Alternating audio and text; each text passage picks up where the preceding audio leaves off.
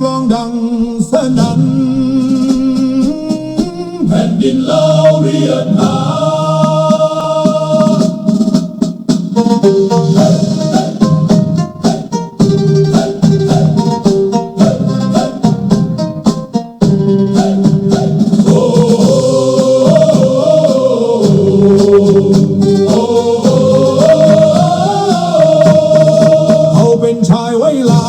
ชายชาติทหารยืนหยัดเคียงข้างกันบ่หวั่นภัยใดเลือดเนื้อเฮานี้บ่ให้แผ่นดินลาวล้านสร้างคุ้มข่าวเฮาสิรักษาไว้เสียงแคนดังก้องพาไปยังได้ยินหัวใจฮักชาติบ่มีวันสั่นคลอนเฮาเป็นทหารของชาติลาวยิ่งใหญ่ป้องกันแผ่นดินนี้ด้วยชีวิตและใจล้านสร้างห่มขาวสิอยู่คู่เฮาไปรวมพลังเอาไว้เพื่อชาติลาวเรืองโรจน์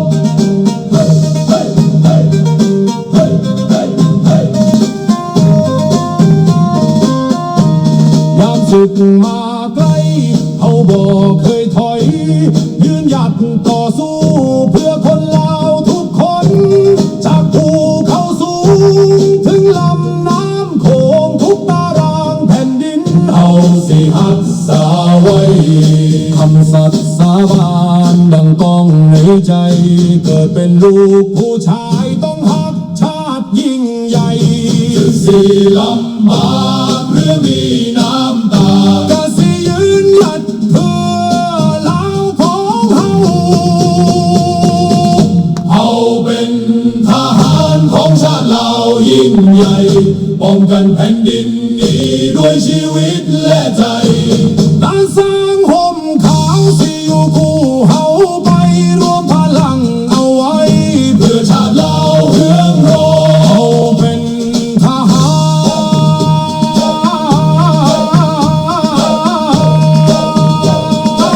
รของชาติลาวยิ่งใหญ่ป้องกันแผ่นดินนี้ด้วยชีวิตและใจ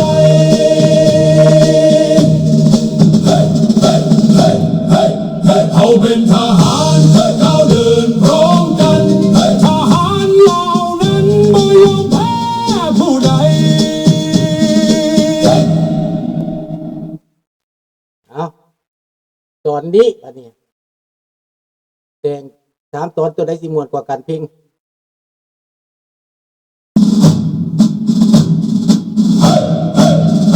ก้าวเดินพร้อมกันเสียงกลองดังสนั่นแผ่นดินลาวเรียกหา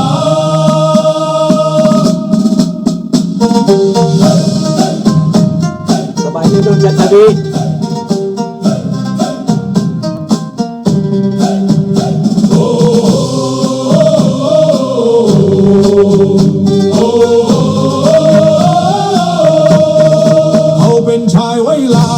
ชายชาติทหารยืนหยัดเคียงข้างกัน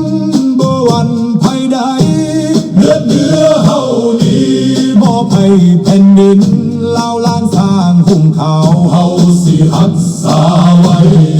เสียงแคนดังก้องพาไปยังได้ยินหัวใจฮักชาติบ่มีวันสั่นคลอนเฮาเป็นทหาร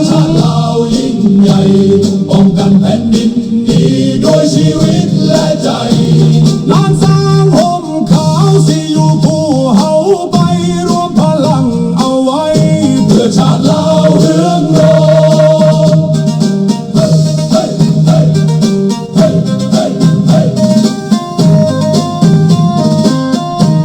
ยามศึกมาใกล้เฮาบ่เคยถอยยืนหยัดต่อสู้เพื่อคนลาวทุกคนจากภูเขาสูงถึงลำน้ำโขงทุกตารางแผ่นดินเฮาสิรักษาไว้คำสัตย์สาบานดังก้องในใจเกิดเป็นลูกผู้ชายต้องรักชาติยิ่งใหญ่ สิลำบากหรือมีน้ำตากะสิยืนหยัดเพื่อลาวของเฮา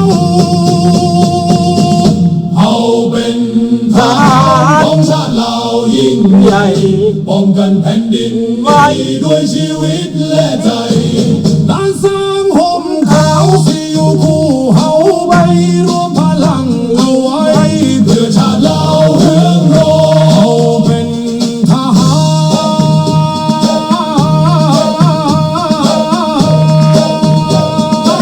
รของชาติเรายิ่งใหญ่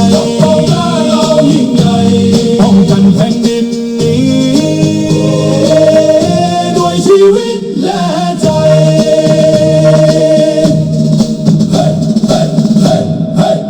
เขาเป็นทหารก้าวเดินพร้อมกันทหารเหล่านั้นไม่ยอมแพ้ผู้ใด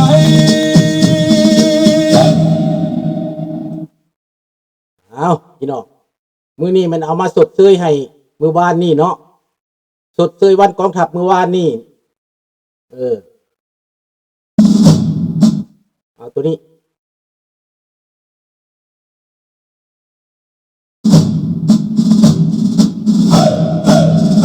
เขาเดินพร้อมกัน เสียงกลองดังสนั่นแผ่นดินเราเรียกหา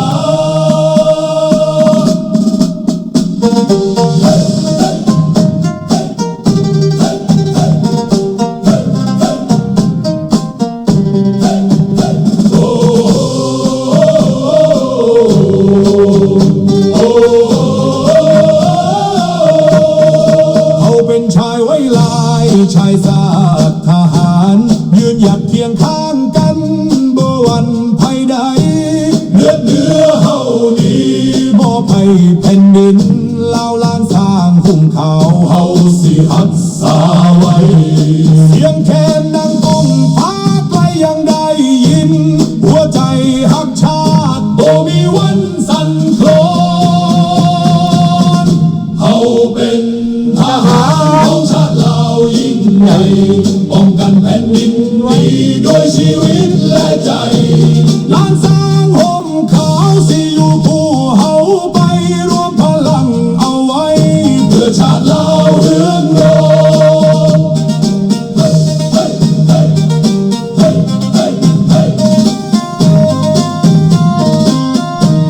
ยามศึกมาใกล้เฮาบ่เคยถอยยืนหยัดต่อสู้เพื่อคนลาวทุกคนจากภูเขาสูงถึงลำน้ำโขงทุกตารางแผ่นดินเฮาสิรักษาไว้คำสัตย์สาบานดังก้องในใจเกิดเป็นลูกผู้ชายต้องฮักชาติยิ่งใหญ่ถึงสิลำบากหรือมีน้ำตากะสิยืนหยัดเพื่อลาวของเฮาเฮาเป็นทหารของชาติเรายิ่งใหญ่ป้องกันแผ่นดินนี้ด้วยชีวิตและใจด้านสร้างห่มขาวสิอยู่คู่เฮาไปรวมพลังเอาไว้เพื่อชาติเราเฮืองโรเฮาเป็นทหา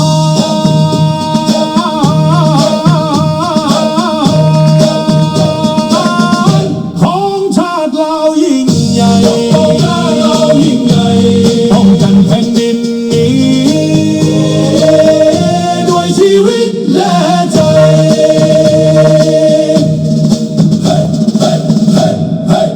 เขาเป็นทหารก้าวเดินพร้อมกันทหารเหล่านั้นไม่ยอมแพ้ผู้ใด สู้พี่น้องมื้อนี้แม่นสดเซยให้เด้อสดเซยให้มื้อวานนี่เนาะสดเซยให้มื้อวานนี่บ่ได้แต่งเพลงบ่ทันวานนี่น่ะเฮ็ดบ่ทันวานนี่เนาะมื้อนี้เป็นสดเซยให้เฉลิมฉลองล้ำลึกครบรอบ67 ปีที่บรรพบุรุษของพวกเฮาได้สร้างกองทัพมาปกป้องแผ่นดินลาวแดงนี่เอาไปขายให้ต่างชาติเนาะ เอออยากให้เห็นอยากให้เข้าใจแนวนั้นแหละเดี๋ยวจะให้เห็นจอคุณเนาะเดี๋ยวให้เบิ่งในจอก็ได้แหละพอฟังเสียงแล้วเบิ่งในจอเอาเด้อพี่น้องเด้อข้าพเจ้าให้เบิ่งในจอก่อน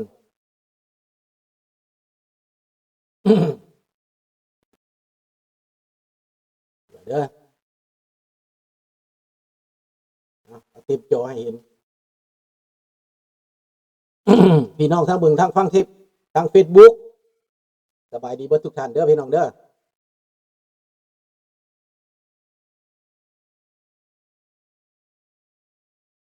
ให้เบิ่งในจอเอาซะ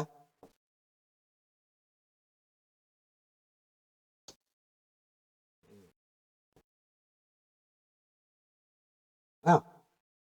เบิ่งในจอแบบนี้แหละก็คือกันนั่นแหละได้ยินเสียงได้ยินจอแปลว่าผู้บ่ทางเมืองลาวน่ะเขาเบิ่งใน YouTube บ่ได้เพราะว่าเงินบ่พอหรือว่าเสียงบ่ดีฟังทางนี้ก็ได้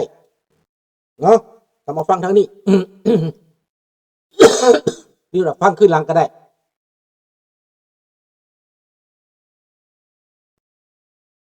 สบายดีพี่น้องสบายดีลูกหลานเบิดทุกผู้ทุกคนเนาะยินดีต้อนรับทุกท่านเข้าสู่รายการเสียงปัสสาวะ Voice of the People Welcome to everyone Bienvenue à tous et à tous สบายดี Good morning Bonjour สวัสดีครับขอต่อเพลงศาสตร์เลยศาสตร์ดาวตั้งแต่เดิมมาขึ้นชื่อลือซาอยู่ในอาเซียนศาสตร์ลาวผูกพันไมตรีร่วมสามัคคีฮักห้อมกันหากศาสตร์หากประเทศเฮาหากเจ้าปกเกตเกษาโอมักความศาสนาแต่บูหานมาฮักษาดินแดนบ่ให้สัตว์ใดมาล้วนหาวีลบกวนหยาดแย่งสิ่งเอาให้ขึ้นเข่ามาดูวุ่นวายสู่จนตัวตายต้านทานศัตรูสวยเสือสู้เลือดเนื้อเสื้อเผาพื้นผู้กูเอาบานเท่าถูกกันเอาขอบใจเนาะพี่น้องเนาะท่านพี่น้องที่เคารพลูกหลานทุกคนลุงสุนทราได้เว้าไปแล้วเมื่อวานนี่เกี่ยวกับเรื่องมักเห็บตกพายุเนาะมันก็เป็นภัยธรรมชาติอยู่แต่ว่ามเหสักลักเมืองใจบุดีบ่มักระบอบเผด็จการอันนี้พญานาคก็บ่มักพญาขุดก็บ่มักพญาอินทร์ก็บ่มักพญาแถนก็บ่มักเทวดาก็บ่มักพญาอินทร์พญาพรหมพญายมราชก็บ่มักระบอบประหัตประหารนี่นะสบายดีมนสบายดีเบิดทุกท่านเด้อพี่น้องเด้อสบายดีแสงอุทัยเพิ่นบ่มักลัทธิอันนี้เพราะเป็นลัทธิเข็นฆ่าพ่อแม่พี่น้องประชาชนเป็นลัทธิที่ทำลายบ้านทำลายเมืองผู้ใดเว้าหยังก็สิไล่ฆ่าไล่ฟันแปลว่าเป็นระบบอำมหิตเป็นระบบอำมหิตแบบเดียวกับอิหร่านประเทศอิหร่านแต่ก่อนก็เจริญประชาชนก็นุ่งหยังก็ได้ไปไสก็ได้เว้าหยังก็ได้แต่ว่าระบอบเผด็จการมารศาสนานี่เอามาแล้วม่างเพเบิดและทำลายจนยากจนหลังจากนั้นก็มีแต่สิปองไล่ประเทศนั้นสิปองไล่ประเทศนี้ส่งพวกขบวนการโจรเทโรริสต์ไปทุกประเทศขบวนก่อการร้ายไปทำลายในตะวันออกกลางทุกประเทศในซีเรียในจอร์แดนในซาอุดิอาระเบียหลายๆประเทศในอิรักแปลว่าแทรกแซงไปเบิดทุกบ่อนทุกที่นี่ลาวแดงก็คือกันแทรกแซงนักตอนนี้แทรกแซงประเทศไทยแต่ว่าแทรกแซงไปแทรกแซงมาไทยเอาคืนได้บาทนี่ประเทศไทยเอาคืนเด้อพี่น้องเพิ่นจะได้ใส่เงินบาทนี่ถ้าเบิ่งเด้อพี่น้องเพิ่นจะใส่เงินบาทได้พอเพิ่นไปบ่รอดเพิ่นยอมกราบตีนแล้วเดี๋ยวนี้น่ะยอมกราบตีนแล้วพี่น้องไปบ่รอดให้เข้าใจคักๆมันไปบ่รอดพวกโจรพวกมารนี่ไปบ่รอดโจรมารกราบตีนพระพุทธเจ้าแล้วพี่น้องให้ขึ้นเอาพี่น้องเอ้ยมันไปบ่รอดแล้ว